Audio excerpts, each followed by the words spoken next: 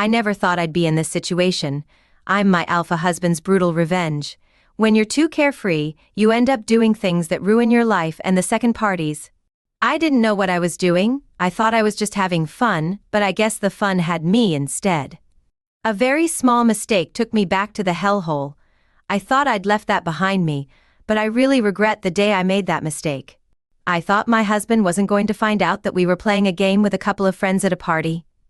I didn't realize that what I thought was a game was actually cheating. The worst part was that I had to realize it the hard way. I was fooled by my friends and did things that I thought they were harmless and fun, but they ended up ruining my life. I know someone who went through something similar. How did you recover from this situation? Let me tell you what happened. I met this guy when I was visiting my aunt in Brooklyn. He was F28. He was fine, handsome, and sexy. During the summer holidays, I developed a strong interest in him. He was 20 and I was 18. I had just started college in New York City. My aunt had always asked me to move in with her since she was staying alone. Her husband was working overseas. After seeing Chris, I then reconsidered my aunt's offer and moved in. I ended up moving in with my aunt after I found out that Chris and his family were my aunt's neighbors. I decided to make it my mission to at least be friends with him. I had been scared to ask for friendship with Chris, so I continued staying in the house on that boring sunny day. I decided to go and stay outside because the house was too boring for me. I needed some fresh air, so I went outside. Chris arrived, but he was with his family. My heart started beating so fast that I thought it would stop. I stared at him for a long time. He was very attractive, with an amazing body, a great voice, and a wonderful smile. I was really interested in him. I think he saw that I was looking at him. I was looking at him, and then he came over. He'd brought the things he'd brought with him on that boring day we became friends. He'd been attending New York City College of Technology.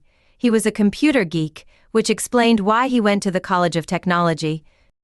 Our friendship got stronger each day as much as I had a huge crush on him, but I'd closed my crush feelings. We were friends and we spent more time together. I wasn't used to Brooklyn, so he took me to different places and different ice cream shops. There was this weekend when he came to my aunt's house and asked me to go somewhere with him. I didn't ask much, so I went with him. I found out that we were going to Central Park. We drove for 35 minutes from Brooklyn to the park, where we had a picnic. It was really fun. That was the day we had our first kiss. He tasted so sweet and soft. From then on, he told me he had developed feelings for me. He proposed to me to be his girlfriend. I didn't have to think twice. I agreed. After 6 months of keeping it on the down low, we made it official and started dating. It was the best year of my life. The more time we spent together, the more I got to know him on a deeper level. He was a sweet, loyal guy, but he was also pretty strict. He didn't take any crap from anyone, which made him an alpha boyfriend. We dated for 2 years. It was a great time, so when his 22nd birthday came around, I'd invited all his friends to a surprise party I was hosting. You could call it young love because we were very much in love with each other. During the party, one of his friends asked everyone to play a game called Spin the Bottle. My man told him that we weren't going to join. I didn't understand why we weren't taking part in the game. It looked fun, but if the bottle points in your direction and another person's direction, you have to kiss them or drink the undiluted vodka. It looked really fun, so I wanted to try it the following year. He proposed to me, and I said yes. I saw the love of my life in him. Even though I was a bit insecure, maybe not a bit, but I loved him so much I didn't see myself with anyone else other than him. He was my rock, my joy and happiness. I fell hard for him every day, not knowing that my small mistakes would cost me everything, including my love. Was I being naive or forward? We got married after 6 months. Well, we didn't want to rush. We took our time planning our perfect wedding. I had moved out of my aunt's house after he proposed. We were living happily ever after. You know when you feel that she is the one and you don't want anything to get in the way? That's how I felt. He was everything and more. I didn't know that he would become my downfall someday. A year later, I fell pregnant. Our lives were great. I was so happy that I was going to be a mum, not just a mum, but the fact that I was going to have a child with the person I loved so much. 9 months later, I gave birth to a very adorable baby girl. She looked so much like my husband, and I loved her so much that she was and still is the best gift God had given me. Chris he was obsessed with his baby. In fact, he loved her more than me. He would ask me to go out and have fun with friends, since I was always in the house taking care of the baby. Chris didn't want me to work, but I convinced him otherwise. I told him that at least I would do remote jobs, which would allow me to be a stay-at-home mom. I was a stay-at-home mom while I was working, so one day I got an invite from one of my old college friends for a reunion party. I asked my husband if I could go, and he said it was fine. So on a sunny Saturday I went along to the party, which was great. It was just a small, intimate gathering with a few college friends, and I really enjoyed it. One of the guys came up with the idea of playing Truth or Dare. I thought it was just a game, and we were all having fun, without realizing that I'd cheated on my husband. I didn't know that kissing was considered cheating. At the reunion party, everyone was happy and having fun. Videos and pictures of every moment were taken. I didn't know that those videos and pictures would ruin everything for me a year later. I'd asked my aunt to come over to my marital home with her husband, because I'd planned a surprise retirement and welcome back party for him since he was no longer going to be working overseas. When I got back, I wanted to appreciate him. I wanted to thank him while he was still alive. He'd done so much for me. He was the best uncle and father I'd ever had. Both Uncle John and my aunt deserved to get their roses while they were still alive. During that year, Chris had started acting really strange. He was no longer spending time with me, but he would take our daughter only, saying it was a daughter and daddy bonding session. That was actually a very lame excuse because even at home, things were no longer fun. It was like we were forcing things, even though our conversations, our time together was no longer fun or full of happiness. I had confronted him about his sudden behavior, and he looked at me like I was crazy. I decided to check his gadgets, thinking he might be using them to cheat. I found nothing, and I knew he was hiding something from me, but I couldn't think that whatever he was hiding was actually about me. One summer evening, I was preparing for my uncle's retirement welcome home party, and I told Chris that I was hosting a party for my uncle, so I needed him to be there to help me that day. He'd promised me he'd be home early, but he didn't keep his promise. I mean, why was I surprised? He'd been absent for a few days. He'd go to work very early in the morning and come back late, when our daughter would have eaten and gone to sleep. When I asked him about it, he'd say he was caught up at work. I couldn't shake off this feeling that something was off. I kept wondering why Chris had been distant and absent lately. I found out that he wasn't cheating, but something had made him too busy for his wife. Even our intimate moments were no longer the same. It was like he was doing it to satisfy himself more than the both of us. I wanted to find out what his problem was, but I just didn't know where to start. I had thought I knew Chris, but his behavior showed me that I didn't know him at all. So as the guests arrived for my uncle's party, my uncle and his wife came, but I noticed that my uncle seemed a bit off. He was trying to act happy, but I could tell he wasn't. I asked him to speak with me privately. I wanted to know what was going on. I thought he might be sick, but that wasn't it.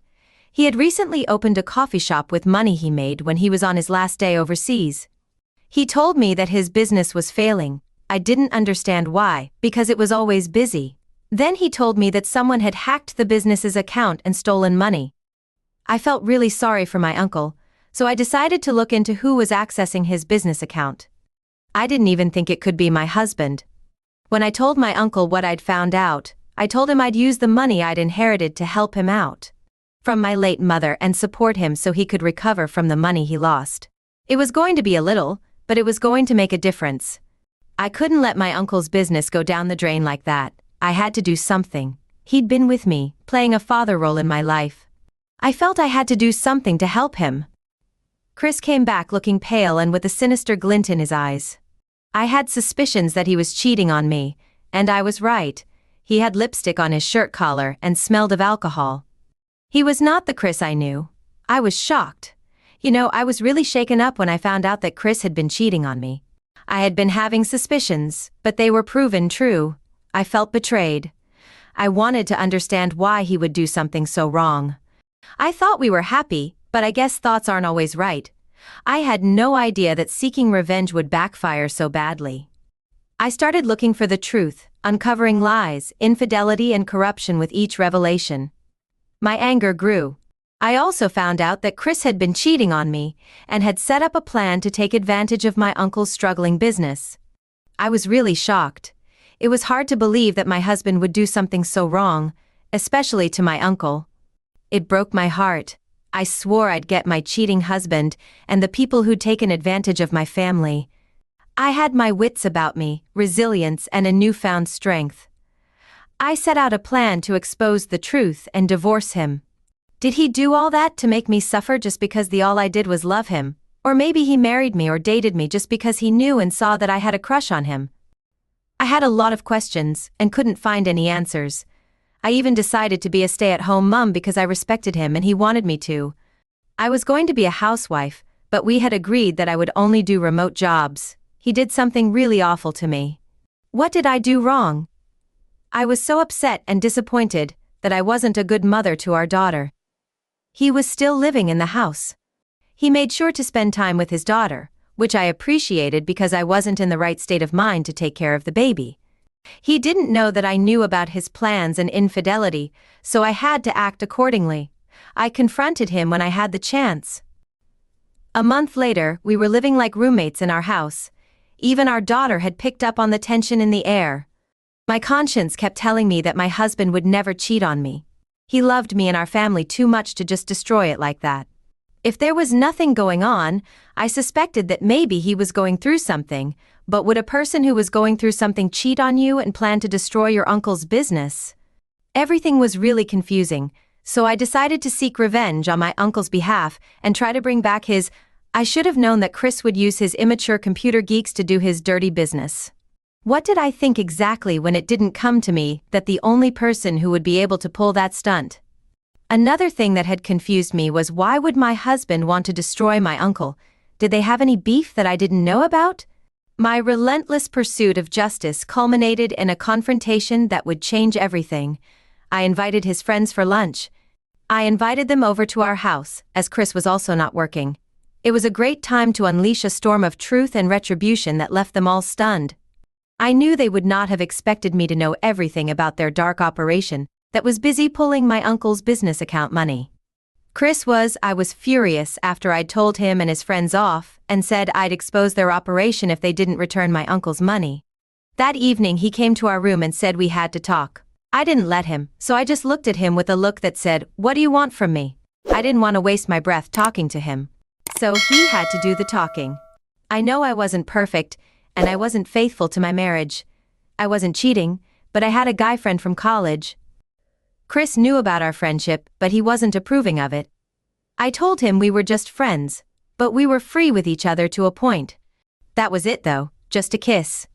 As he was talking and apologizing about what he'd done to my uncle, and promising to return every single thing he'd taken from his account, my heart was at ease. That night, we'd talked things through, and ended up enjoying our intimacy. I'd missed him a lot. I'd missed our happy family moments. I thought we were past what had happened, even though I also had my own secrets. But they weren't as dark as his. A few months passed, and our relationship got stronger. Once again, we were happy. Or so I thought. I had no idea that he was planning to destroy me. He once asked me if I had ever considered kissing someone else outside of our marriage. I told him that I didn't consider kissing as cheating because it didn't involve feelings, just a little fun here and there. But being intimate with someone else outside of our marriage would be considered cheating. Was I wrong? He gave me a strange look and said, I was confused because I had thought we were just having a conversation between married people. One cold summer weekend, I got a call from an unknown number. I was just hanging out with my husband and our baby girl when the call came through. I was pretty shaken up and didn't know what to do. I was told that my uncle and aunt were involved in a tragic car accident, and sadly, none of them made it out alive. It was a real shock to the system. I'd lost the only people I'd called family. They took me in and made me their child, as they'd struggled to have children. After my mother passed away, they took it upon themselves to take charge of my well-being. I was really sad, so I went to the police department to ask more about the accident. I knew my uncle was a very careful driver, so I didn't think he would have caused the accident. I was told that his car tires had been tampered with. He didn't notice them, which led to a car losing control and a truck coming on the side. The car came in at full speed and collided with my uncle's car on the side where my aunt was sitting. They showed me pictures and the car was beyond recognition. Even a professional driver would not have survived that accident. It was too tragic and heartbreaking. Weeks later, after we had buried my aunt and uncle, their lawyer told me that they had left everything under my name and my daughter's name since they never had any children. I was surprised that they would be so generous. I was still grieving for my uncle and aunt. I had been neglecting my duties as a mother and wife. I found solace in alcohol. I felt alone and like an orphan. Alcohol made me escape the real world for a couple of hours. I'd ask my male friend to accompany me to a place where I could have fun. I'd be having so much fun that I'd even lose control. He'd kiss me here and there during our drinking spree, and I'd accept his kisses. I wanted to numb the pain I was feeling in my heart. My husband was so patient with me. He even tried to get me help, but I didn't accept it. I didn't want any shrink to ask me to open up. I didn't want to talk about my problems. I wanted my aunt and uncle to help me. My husband was impatient throughout my grieving process. A couple of months passed. I decided that I had to pick myself up and remember that I had a family that needed me. I almost lost myself because of grief. I had lost connection with my daughter. My husband was on the verge of giving up on me if I had continued with the way I was behaving. It's been said that even a patient's heart loses its patience when there's no progress. I didn't realize that throughout my entire period of grief, my husband was actually aware of everything I was doing. I know he was doing it to ensure my safety and well-being, but he should have talked me through everything or taken me to the rehabilitation center by force. I wasn't. I used that to my advantage, and he was pretty cruel about it. So after I'd completely healed, I sold my aunt's house. I found an anonymous buyer who was willing to deposit the full amount. It was pretty tough to sell a house in Brooklyn, so I was happy. I transferred the house money to my daughter's accounts for future purposes. Chris came up with the idea that we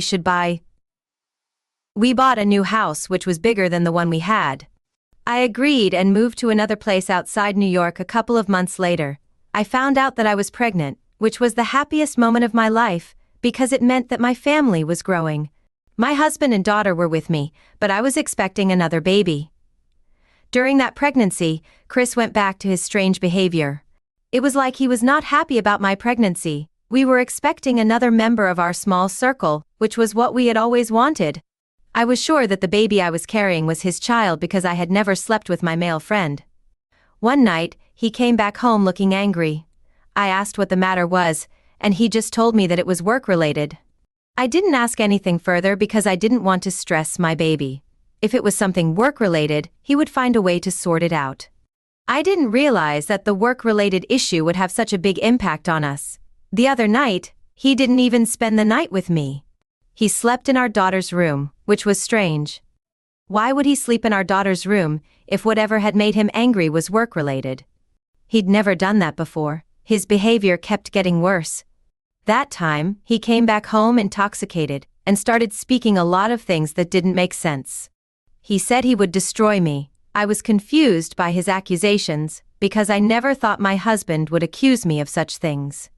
It seemed like he didn't trust me or believed I'd cheated. I never did either. A few days later, he came back home and asked to speak to me. I was happy thinking he'd come back to his senses and was willing to play his husband and father-mother role to our children. We were talking when he asked me to open an envelope. I opened it without any fear or suspicion. I thought it was something else. I didn't know why I thought it was something else I didn't know about. I took out the papers that were in the envelope. He told me that he thought we should expand my uncle's business since we had left Brooklyn.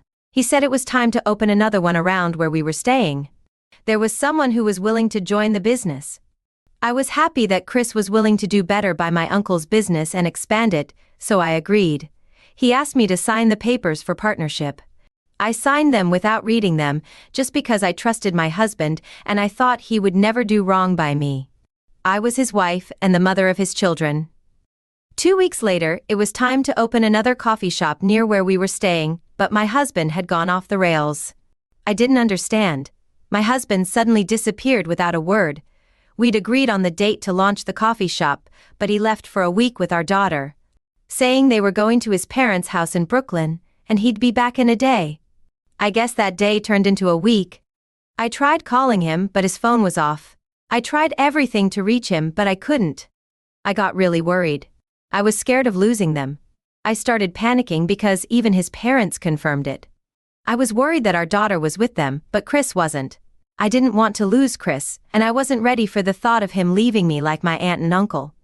It was a really upsetting feeling because I was stressed, which affected my unborn child.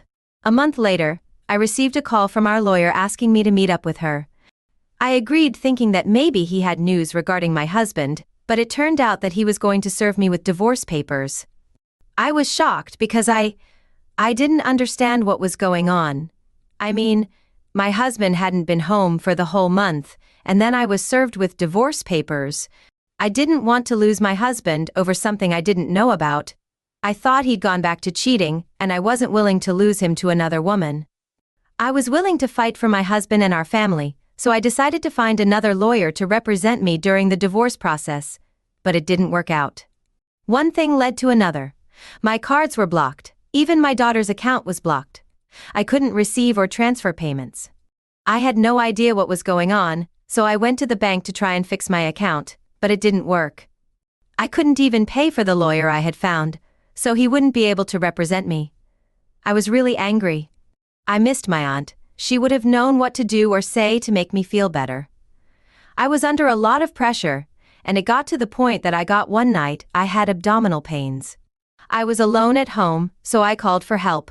Unfortunately, when I got to the hospital, I had already lost the baby. I was devastated. I even wished death upon myself. I had thought my baby was a fighter, but I guess that time he or she couldn't fight any longer. I needed my husband, the same husband who had filed for a divorce for me. My mind was all over the place. My life was becoming a mess. Each and every day I spent the whole week in. I was discharged from the hospital a day before my mind and heart were back to normal. My husband's lawyer came to see him and left another envelope. I didn't even bother opening it, but I took it home with me the next day. When I had settled well at home, I remembered the envelope and opened it. The things the envelope contained left me in awe. There were pictures of me and my male friend kissing each other. It looked like we were dating. I couldn't believe how my husband had got the pictures. I didn't understand why he would send his lawyer to deliver the pictures to me. I saw nothing wrong in what I did. Kissing was not and should not be considered as cheating. I mean, there were no feelings involved. It was just fun. After the pictures were delivered, the lawyer called me again. He said the divorce process had to come to a final decision. He requested to see me along with my husband on a certain day. I went to meet him and my husband on the date he asked. I agreed to the meeting because I had a lot of questions for my husband. On the day of the meeting, my husband was really divorcing me. He said he had lost trust in me and that I had not been faithful to our marriage. He said I had found solace in another man's arms and left him in our house to take care of our daughter. I realized that I was going through a difficult time and wasn't acting like myself. I tried to defend myself in the pictures case, and the lawyer told me that exchanging saliva or kissing another person outside my marriage is considered cheating, even if I had thought it was an innocent friendship kiss. I didn't know that, and never thought of it as cheating, because me and the guy were only friends. I also didn't think about it in that way. I loved my husband, but I guess the only thing I never did was respect my wedding vows and my husband. I didn't know that one moment I was happy, the next I was grieving, and I found comfort in alcohol. That alcohol led me to do something that I had thought I was doing just for fun. Nothing stays in the dark. Sometimes doing things in the name of fun leads us to our downfall, so I ended up signing the papers. I was actually letting go of my husband, our love, our vows, and our family. I asked the lawyer what I was benefiting from the divorce, and he told me that I would be getting nothing, rather than the house I was living in. I asked my husband to unfreeze my accounts, and he told me that my accounts were fine, it was just that they didn't have any money. I knew he was crazy, but I had never thought it was to that extent. How could he do something so evil to the mother of his child? I thought that was it. Then he dropped another bombshell. He was taking full custody of our daughter and said I wasn't fit to be a mother. He was taking full responsibility for our daughter. I had my aunt and uncle's offshore account cards with me. They had a little money in them, enough to tide me over until I could find my feet. I took that money and hired a private investigator to run an investigation on my ex. When my husband came back with the results, I was blown away. I couldn't believe it. I couldn't believe that my husband was responsible for my downfall. It showed that he was the one who owned my family home, the one my aunt and uncle lived in. He also tricked me into signing the papers that he said were partnership papers, but I was actually signing all my rights to him. That meant he was the full owner of my uncle's businesses. Those were replaceable things, because the investigation also found that my husband was responsible for my aunt and uncle's accident. I felt my knees getting weak each and every moment when I read the findings. I had never thought he was that evil. I had lost the only people who were my family. On top of that, he took my daughter away from me. I should have left him the first time I found out that he was responsible for my uncle's business. I lost money. My husband was evil and psychopathic. I saw the signs but ignored them. I was in love and thought I'd found my soulmate, but I'd made a terrible mistake.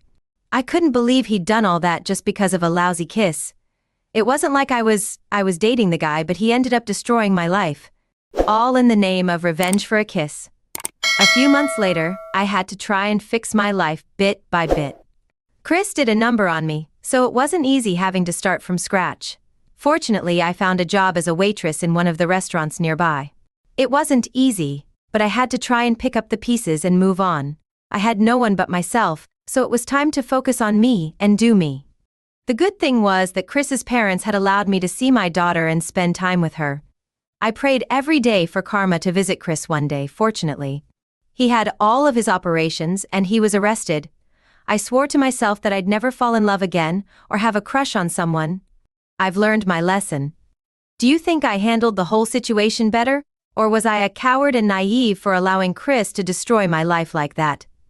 Please advise.